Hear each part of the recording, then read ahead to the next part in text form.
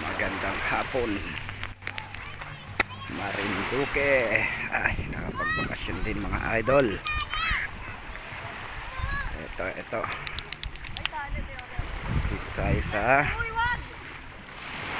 Barangay Ulong Magpog, Marinduque,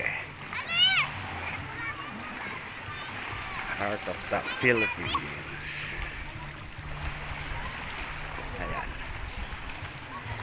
Doon sa banda doon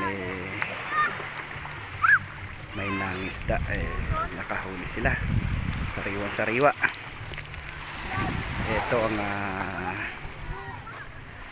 pangunahing hanap buhay ng Marinduqueño, yung pangingisda. Dito yung mga kasama ko, mga taga-Buak.